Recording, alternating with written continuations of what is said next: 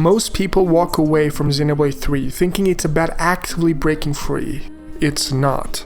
You only break free because you were bound in the first place. As the blue motes rise to the sky, they become your proof that you meant something in a world that only ever wanted the red ones. A world that exists to sever your connection to others, everything you loved and cared about.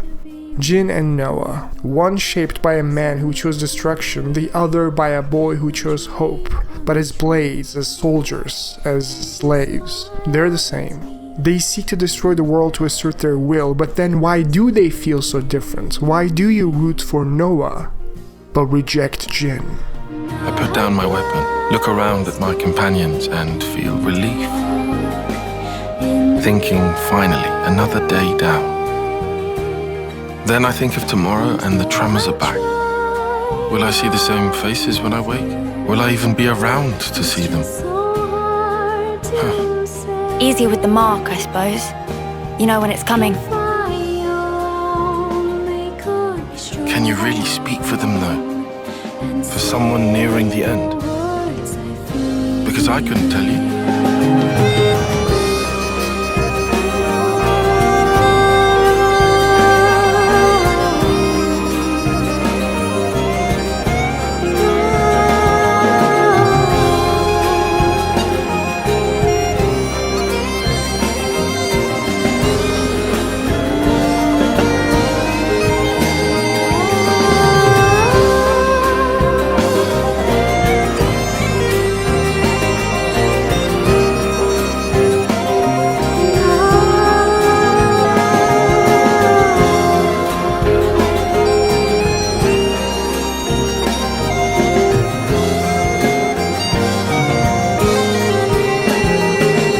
Maybe to you we were like birds. Why is it that you gave your life for mine?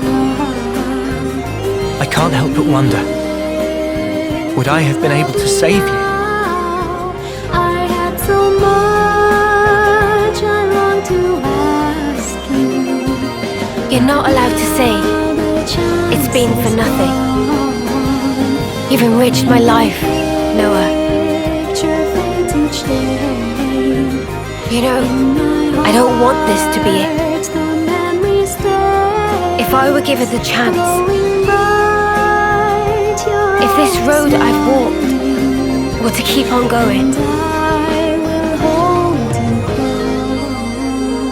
I'd like to spend that time with my Noah.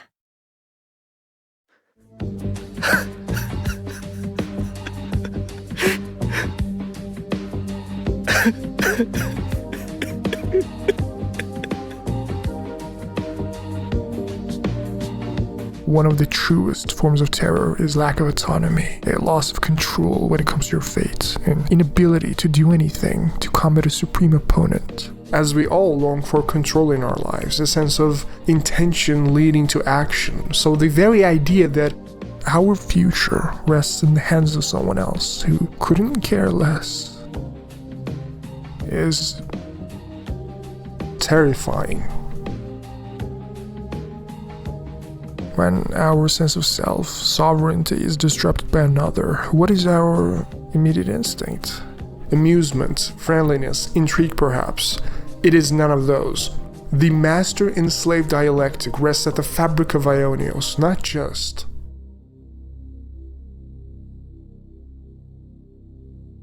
Hegel's phenomenology of spirit.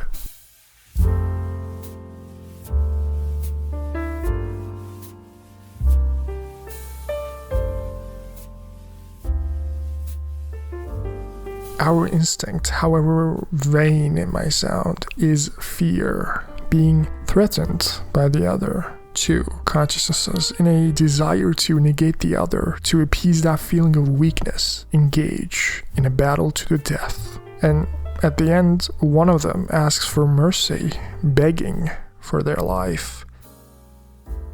The master is now a slave, as you can't ever kill them. The soldiers of Aionios all disappear one day. The Moebius can't sustain themselves, unable to gorge on their flames.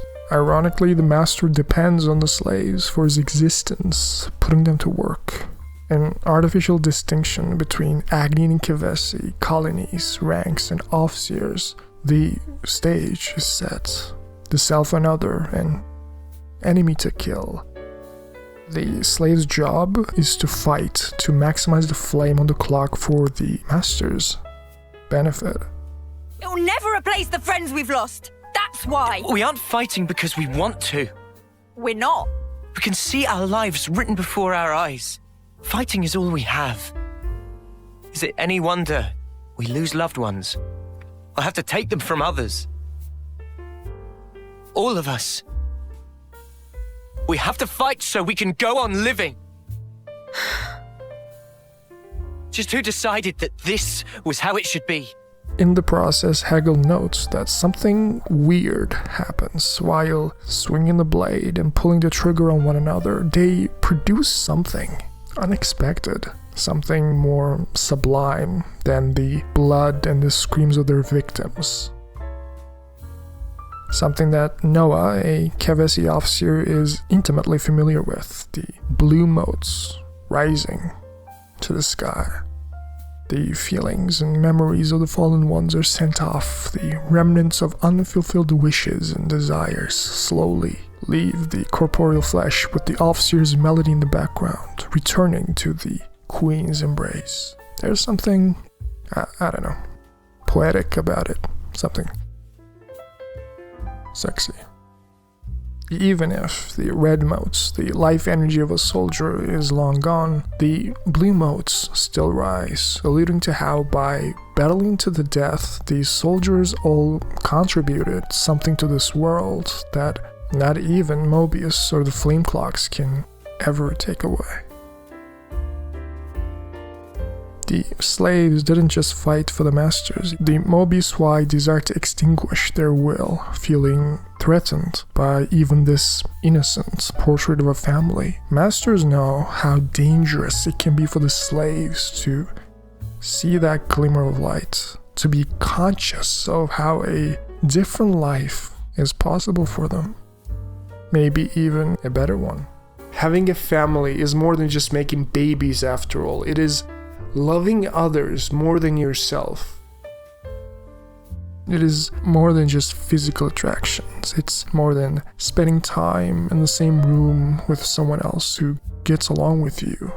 You were, married, weren't you? Oh, I didn't know you knew each other. This lady, she's Gray's partner, right? Yes, that's right. What about babies? You guys got any babies?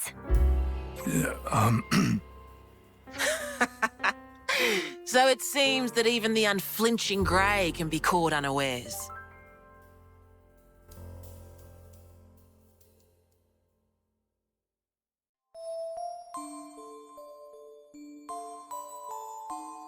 In fact, if the stars align, if you're lucky, a family can be transformative. While you shouldn't be relying too much on another person for your happiness, I want you to imagine having someone by your side who both understands and challenges you simultaneously, someone you can rely on through thick and thin. Your girlfriend today being your wife tomorrow. And with time, a new life is born, a tiny human acts like you, speaks like you, eventually even looks like you. While this idea of giving birth to new life is suppressed for the soldiers of Aionios, understandably, as their lives won't be recorded in origin, they will lead lives outside the system, which would be unacceptable. But the city people are free from such brainwashing. They have seen through the ruse that this painting points to. And as Jin said in Alrest, humanity has culture, a society that can grow irrespective of the individual's limited lifespan. The future doesn't stagnate thanks to the ever-evolving collective unconscious. I don't get it. I'm meant to be a driver now. I have a blade of my own. But I couldn't do anything. Fan, nothing's changed. I'm just as weak as I've always been. The memories, history, our identity as humans rest in the past. When that is reset constantly, incessantly, whether by being reborn in the cradles or returning to our core crystal, it is like a car that spins its wheels in the mud. The blades in Alrest similarly struggle to get the ball rolling precisely due to Malthus and his desire for control. Well, sounds to me like someone else we know in Aionios. What? Fan! You are no slave. Be free now.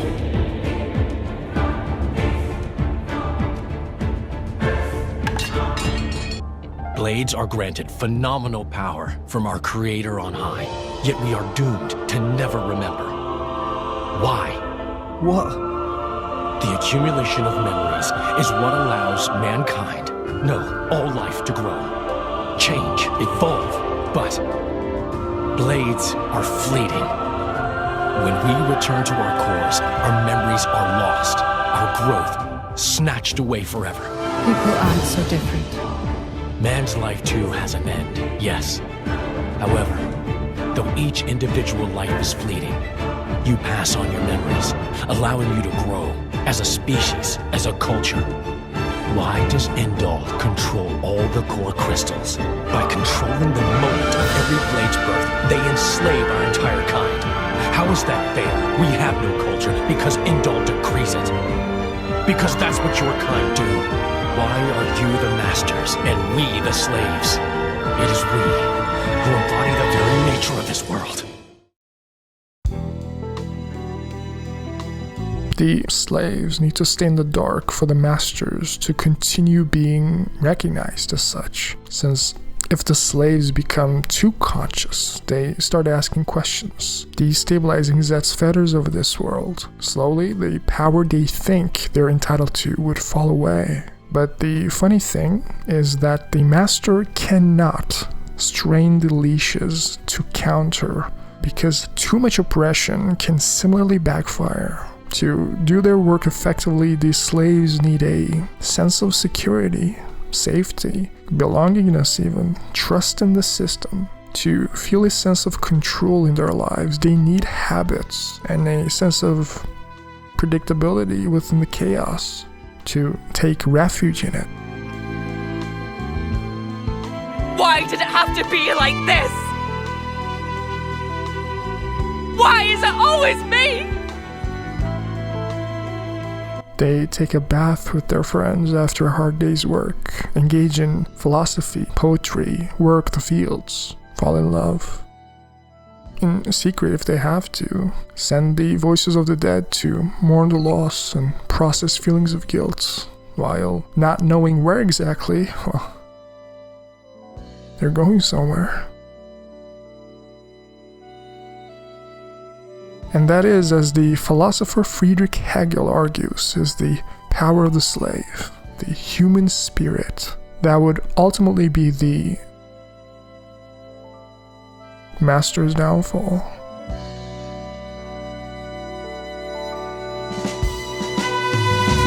But how do you live without hope? Can't be a coincidence.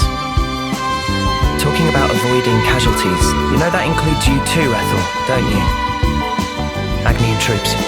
That's what's hitting us! In terms of sheer power, they're the ones with the advantage. We should avoid a direct confrontation. To end this,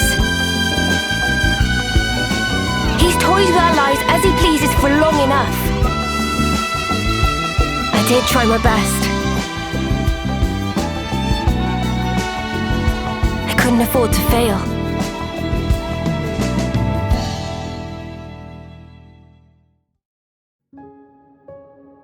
For Hegel, it is actually the slave who comes out on top in the long run, in that initial life and death struggle which sets the terms going forward. The I experiences what Hegel calls the fear of death and submits to the other. This I decides he loves life, not terribly unlike Nietzsche's Amor Fati, and concedes the fight. And this initial submission, the slave consciousness, now serves the other's will and works for him. But it is through this very work that eventually he will come to surpass his master, Hegel reasons. On a basic level, this is so because it is the slave who masters objective reality or nature. The slave takes the plants and animals and transforms them through work into meals. The slave transforms with his hands a tree into a table. The slave is most alive. The master, on the other hand, is parasitic, decadent, dependent, stagnant even. Without the slave's recognition, he's not even a master. Without the slave's work, he cannot prosper. He cannot exist. There are two roads set before every individual. If the results satisfy, that is well and good. But if they do not satisfy, what then? Will you weep, battered by grief? Or howl, seething with rage? Have you never prayed that time would simply stop? Have you wished the now would last forever? As you know, Zeon, the commander of Colony 9, needs to grow these healthy crops and veggies, but the nature itself resists. Bacteria, viruses, the toxic elements to fend off predators, the desire to survive is evident even in the microcosm, the will to live, as Moebius likes to say. Naturally, Juniper steps in, the commander of Colony Tau, precisely knows how to survive in a pinch, as their chronically low flame clock, dwindling each day, hardened and pushed them to the brink throughout the years. Farming and growing crops were part and parcel of their lives now. You see, these crops, you pick them as soon as they wilt, even after nurturing to get a better yield. They're not actually dying, but rather making way for new life. Much like us.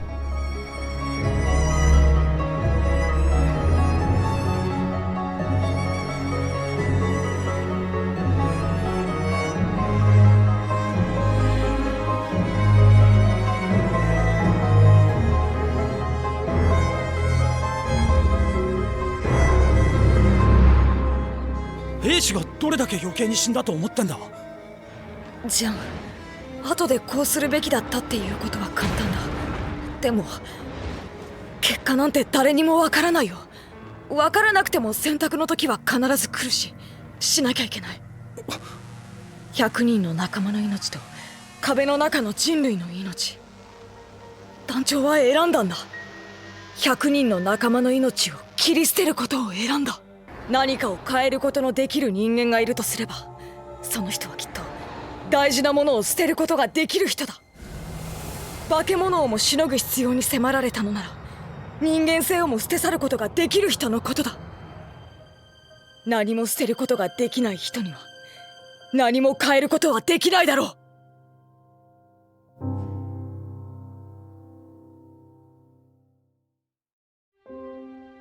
As all life is built upon some sort of sacrifice. Both Zeon and Juniper should know this, ever since being free from their own flame clocks.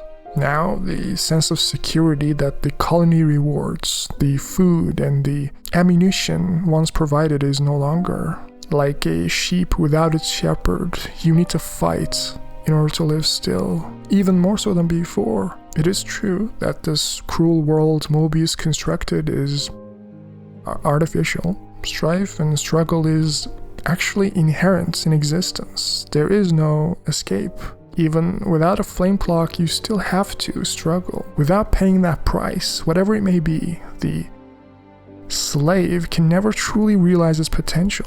Without sacrifice, there can never be change. Sacrifice can be easily observable and quantifiable in some cases, but it doesn't have to be. Whenever we look at the world, we make certain judgments as shortcuts to make our chaotic lives easier. Things like knowing who to trust, what to do, when to do. We most often need to make snap judgments, bypassing the prefrontal cortex. Better safe than sorry.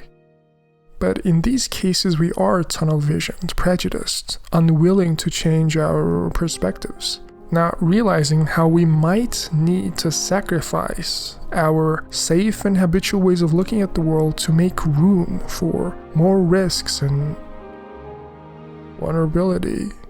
Something that Kite is certainly struggling with. Are those my imitators? Oh yeah, they do look similar. They're not, right? No, they're toxic. I knew it. This is one of Agnes's Kite. It's true. When considering root vegetables, poisonous tubers are relatively common. However, these spongy spuds are... Huh? It's sweet. Already more than edible. You mean it's safe? Really? Yes. I think I'd bake him first myself. Silence, Lance. These spuds, they're the pride and joy of our colony. I'm so glad you like them. Really. I don't... Where do you find this trust? These were our enemies. Yes, but not now. I get that. I know that. But still, if only you weren't Agnian.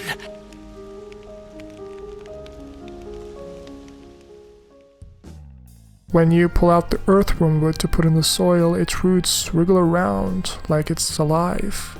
Personally, it gives me the creeps. Stop trying to worm your way out of this.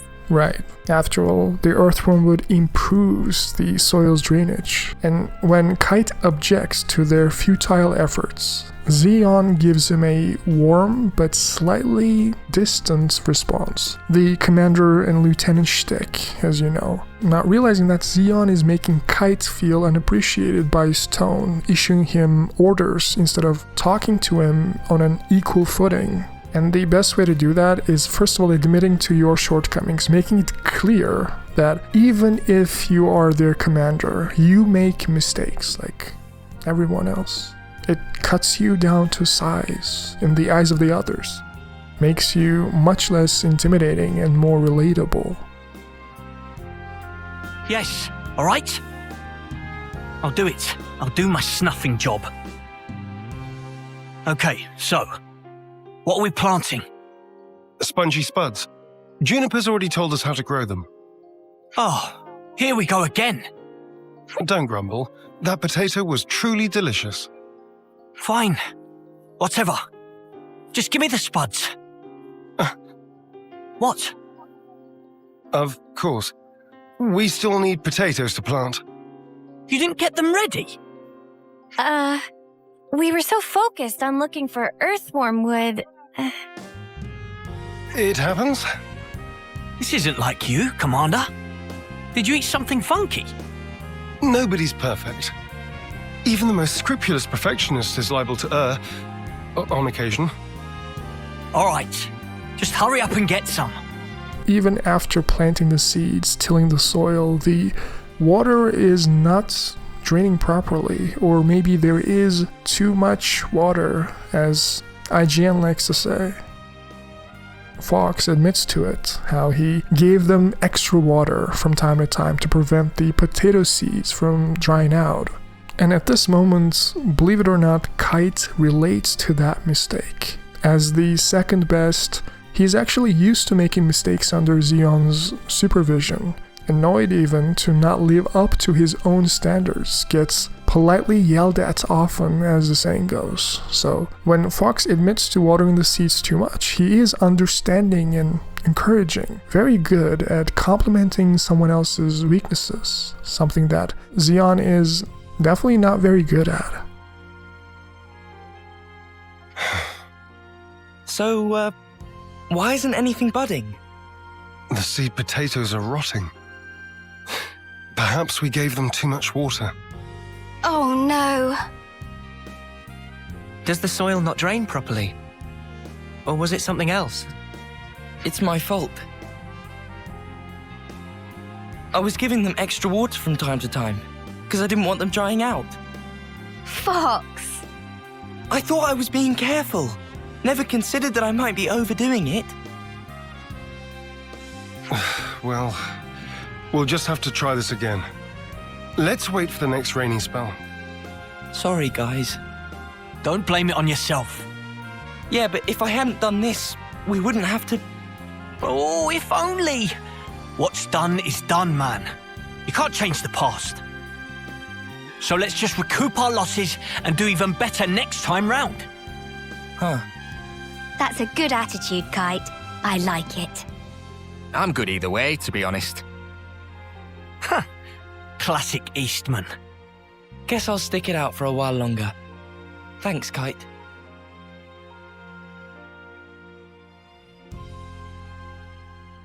Before the next rain, the fertilizers are set for a healthier crop, only for the black rot disease to create lesions at the roots, causing rapid decay. Spreads very easily too. Now we need to pull out all the bad crops to save the rest. This is another sacrifice for the greater good. We came full circle once again. That looks to be all of them. We'll have to monitor them for a short while. Take note of the state of the stems, not just the color of the leaves. We should fix up the soil too, right? Think so. It's supposed to be bad if the underground bits are exposed to light. Might as well pull up the weeds while we're at it too, huh? Don't pull the potatoes themselves out. Mate, I can tell the difference. And then we hope for rain. What's wrong? Oh, I was just thinking how times change. It wasn't so long ago that my sole thoughts were about keeping the flame clock topped up. Now here I am, worrying about soil and potatoes, looking up at the sky. I could never have imagined myself in such a position. True. Who'd have thought you'd chomp on a raw potato or admit to lacking a spine? Please, don't remind me. I feel flushed just thinking about it. But I think we've grown a lot closer as a result. I feel like I know you better. Sometimes you don't really get to know someone until you've clashed first and then sorted out your differences. You don't beat around the bush, do you? Anyway, I think we've done what we can here. Let's report back into Juniper.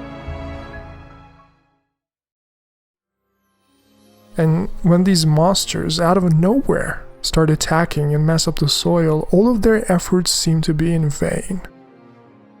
Kite immediately starts blaming himself for not being able to fend off the predators. Only for Juniper to save the day, reminding them that the spongy spuds are a special kind of seed that takes storage within the soil itself, keeping themselves not only fresh, but also safe. Sorry, I couldn't stop them. It's not your fault, Kite. Besides, you were the first to come running here. Don't feel bad. You were tending the fields, weren't you? Trying to keep them safe. The whole time. I couldn't just sit back. But there was hardly any point. You shouldn't put yourself down. You? What are you? If I could just...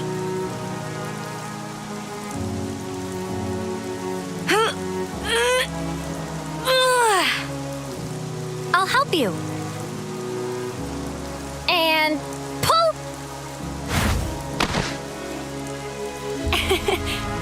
Guess I don't know my own strength. Thank you very much.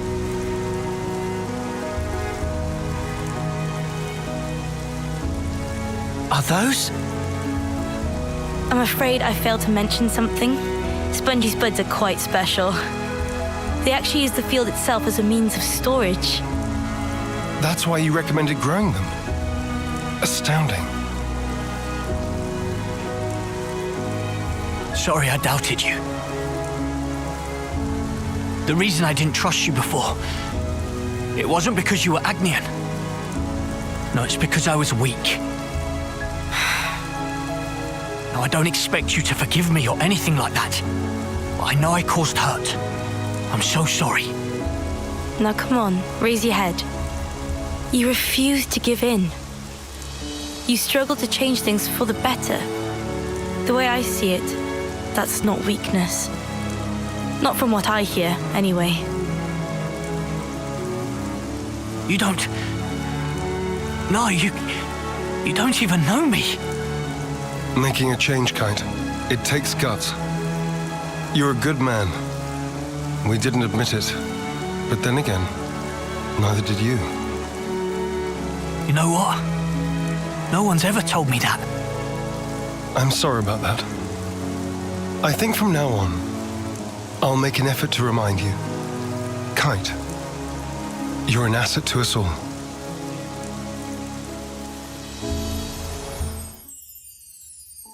It would be unfortunate to view the Blue Motes rising to just represent the individual humanity within us. We need to also see that as the shared collective which spans over generations holding the torch. After all, both Skumagami and Animism rest at the fabric of Japanese culture, this idea that the inanimate objects have souls, wills of their own, just like you and I, a distinct spiritual essence in trees, plants, rocks, you name it. We are of flesh and blood, die on the battlefield, and that will be the end of it. The desire to leave our mark on the world, to make a difference, is undeniable. Stepping on the battlefield each day is accepting that gamble. You may not get that chance tomorrow. You are playing with fire. How can we ensure that our legacy, our mark, can last beyond our fragile bodies and minds? What if that was possible through an inanimate object? Maybe our hopes and dreams can be immortalized for generations to come, infused into objects of sentimental value and shared between generations through stories. I think the spirit isn't something one human body can contain. And it's not part of the consciousness packaged inside a mimeosome either. Other people can reflect someone's way of thinking, even their way of being, which means that a person's spirit can exist in every other person whose life they touch. That's how I see it now.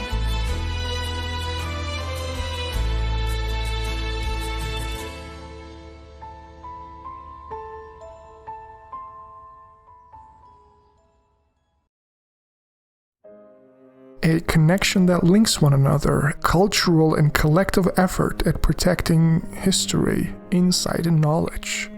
When Nimue gifted her watch to Taion, she did just that. Her past with Assert was all inside there, the hopes and dreams, an expedition to the Cadencia frontier, Kavesi troops attacking at night. It was a hopeless battle. Almost at the brink of death, a kind soul carried Assert to this prosperous land filled with Sophronias, a community hidden from the outside world, free from the burden of fighting and flame clocks. The castle that was once there housed these cradles they were all born from. And when Assert, a relative stranger, wanted to be embraced by this culture, he met with resistance, given the cold shoulder by the natives who saw him as a threat to their ways of life, shunned him for being one of them. But Nimue knew better than that. She knew that pain and suffering outside will not disappear just because I've closed my eyes, living in my cookie-cutter peaceful village away from all the drama and violence.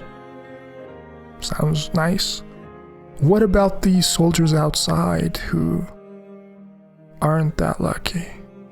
With or without Moebius, nothing will change. People always kill people. This world of peace where nobody has to die. Make it come true.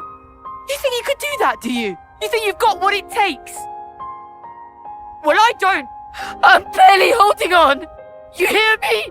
Nimue needed to see the world with Assert to open her eyes, to see if she can do anything about it, about the world's pain, not just the people of her colony and her close circle of friends.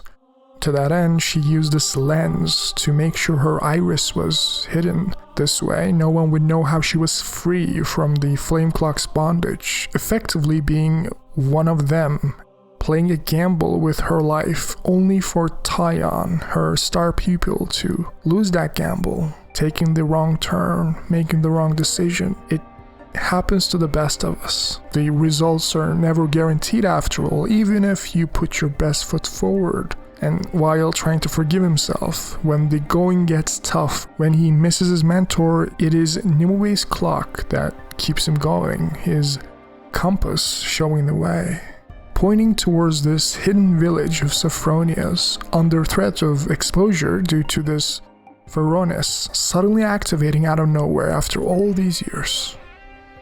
Bit of a bad luck, I guess. Moebius can now pinpoint their location, getting warmer only for Ouroboros to lend him a hand. It must be hard for Taion to see Nimue right now, knowing how his own decision led to her demise in a previous lifetime. It was scary. What if it happens again? If she gets close to him? But it's not up to him. It wasn't random that Nimue helped Izzard that day, or wanted to see the world back then. She was an Ouroboros at heart. Sure, the world is cruel, but if there are people like Taion out there in that world, it can't be that bad. You all came from outside, didn't you? Yes. What's it like out there? This place is all we know. We're not allowed to leave. It's forbidden, you see. Oh. Honestly, it's not all that wonderful. A world of endless war. People taking each other's lives away. Yes, it's a pitiful place. Still, even so, I want to go. I need to see it. A world wide open. You'd have to fight, too. But you're not like that, are you? Huh? It's a sad world, but you're trying to change it. Am I wrong?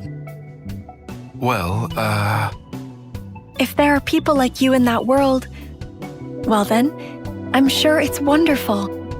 And that is what I want to see. The commander, however, disagrees. If the war outside reaches their land, she will accept their fate in this passive resignation. They rode the wave as much as possible after all. Now it was time to pay their due, their punishment, for living outside the system. From what I can tell, Nimue is just the same as before. But is it really? Is personality more nature or nurture? I think it's a bit of both. You can never be exactly the same between reincarnations, since the experiences, the people you meet, the circumstances that you find yourself in are all different. But there are also primal inclinations, the stuff you're drawn to naturally, your level of introversion or extroversion that are more genetic and comes from within, which is why Uni is making a point that regardless of what Nimue decides this time around, she will be there for Taion. Is this place a crop-growing colony? You barely ever see any of these in Keves. Seems like a nice way to live. It's warm. They live in comfort. Yeah. How could they deserve punishment?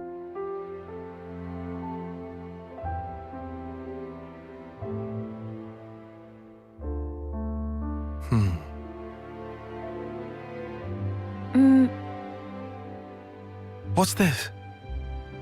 I think this was from another me. Remember the battlefield at Cana? I found it there. Back there?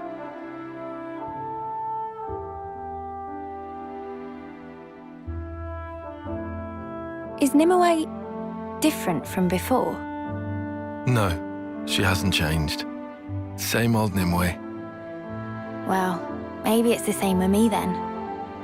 Wait, hang on. Do you reckon the past me was more like her? In what way? Elegant, graceful, refined. No way. You'll be the same no matter how many times you're reborn. Oh no, sorry. What I wanted to say was... I don't suppose we could change. But you know, some things are different sometimes. Huh. Because this time round, we're Ouroboros.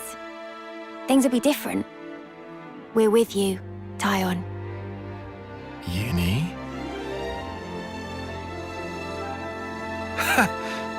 I didn't expect encouragement from you. Well, you do make a good cuppa. After all, this place is like an oasis in a desert, untainted by the dirt outside. While it's admirable for Nimue to want to see the world like before, let me propose that sometimes we really should play to our strengths in life. We've all seen how vulnerable the Sophronians are now. The Moebius are on their trail. The commander, as we've seen, was absolutely useless. Someone needed to protect this place going forward. As the Ouroboros is fighting outside, maybe she needed to be inside. Maybe Nimue's fight was never out there to begin with. We need the people of your colony to protect this place. It's true, there are times when our fight takes a toll on us, but we carry on that fight because we have a mission. A mission? The foe we fought today, Moebius, who made this world the way it is, we have to take it back from them. We have to make a new world. One without fighting, where you won't have to hide away in fear. Taion. But sometimes we do need rest, to forget fighting for a time. This place could be our refuge. Thinking about it, maybe this is the true purpose of Offseeing, both on the individual level with our hopes and the inanimate objects that carry our hopes through the generations. The slaves are empowering themselves despite their pitifully short lives, just as Hegel says. All that Noah is doing as an Offseer is just making it explicit. On an individual level, it says you mattered, and across generations through objects, it says you will continue to matter. This is what Friedrich Hegel saw in the slave. Even in bondage, through work, through creation, through struggle, the slave forms a relationship with the world that the master never can. They leave something behind. They become real.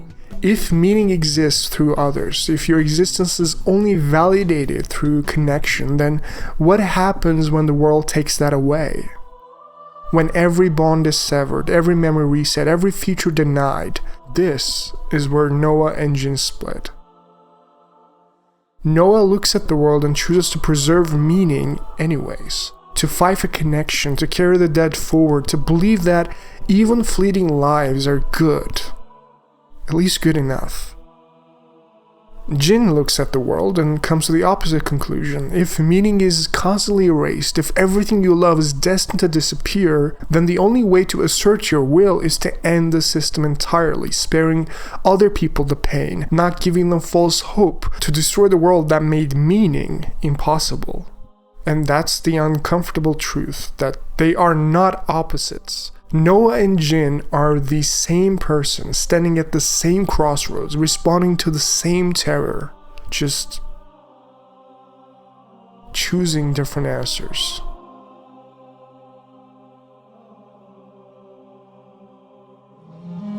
That you can't just look at one aspect of the whole. It's such a basic fact. So why haven't we realized it before? We now know his power is vast. Her 10 years is a mere glimpse. We now know the importance of true choice. In the natural world, some plants contain toxic elements, usually to fend off predators. It must have been frustrating. Yes. For the whole colony. I don't mind the toil myself. Such was my decision. But as for my friends, I'd rather they simply enjoy the result. I understand. I know that feeling. I'll make an effort to remind you. Kite, you're an asset to us all. I wanted to know the meaning behind the smile. There shouldn't be any life in those bodies. But the Motes still grows. I know they were only hollow vessels, but ultimately, we chose to fight and kill them. And nothing can change that fact. Even if there's no one to actually see off, we have to atone for that. It gives a sense of security. Lets you think your dead friends are looking out for you from above, alleviating feelings of guilt and of loss. That's how I understand it.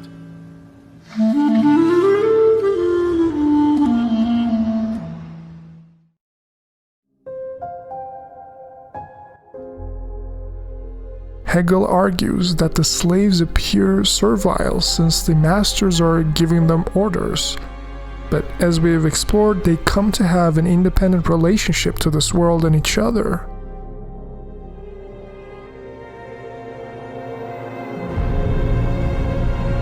The master gets to enjoy the things that the servant has cooked, gorging on their flames. But by virtue of being mediated by the slaves, the master's affirmation ultimately is dependent on the servant. Initially, it was the slave that was dependent on the master, begging for his life, the embryonic phase, that first step.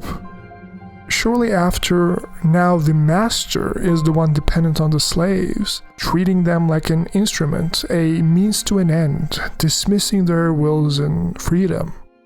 What the master, the Moebius, wanted from the world, from that initial life and death struggle referring to the collision of the planets, was to be recognized as a sovereign consciousness. But you see, this requires another subject, another consciousness. In treating the slave as a thing, Moebius actually undermines the potential for recognition, you see. You can't be recognized by a thing or an instrument. You need to give the other consciousness, the other subject, the same level of respect and authority that you give to yourself, so that the servant's recognition of your existence is meaningful to begin with. As Moebius, you need the soldiers for both sustenance and recognition, but you cannot have your cake and eat it too. So the master's aims are doomed to be thwarted from the get-go. The strength, power, the arrogance that Moebius puts forth is nothing but a house of cards. Where do you get the gall to do this to me? You were gonna squish the queen. It's true. I hate it when someone gives away the ending. You piece of dirt. No, I'm wrong. You're lower than dirt. You're an ant. Let this be a lesson to all you ants. Ideas are very dangerous things. You are mindless, soil-shoving losers, put on this earth to serve us. You're wrong, Hopper.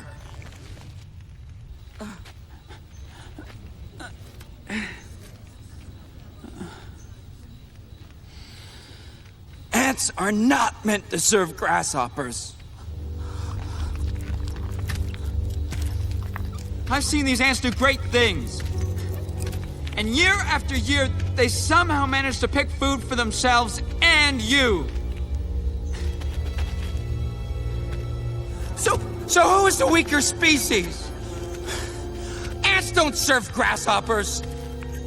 It's you who need us.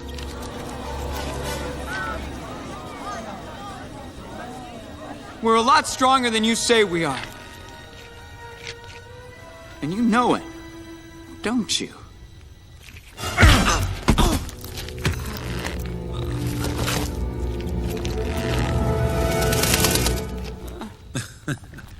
Well, princess. Hopper, I hate to interrupt, but,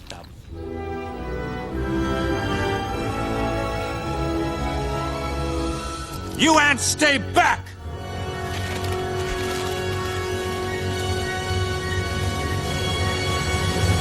Oh, this was such a bad idea. You see, Hopper, nature has a certain order. The ants pick the food, the ants keep the food, and the grasshoppers leave. Ouroboros, you who upset the balance. balance.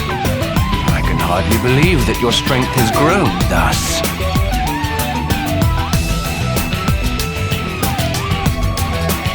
Very good. The first step in your so-called revolution. I see. You would grow strong enough to withstand adversity. Well then, time for the next act. The struggle is all that you are permitted. Futility. Yet you rise.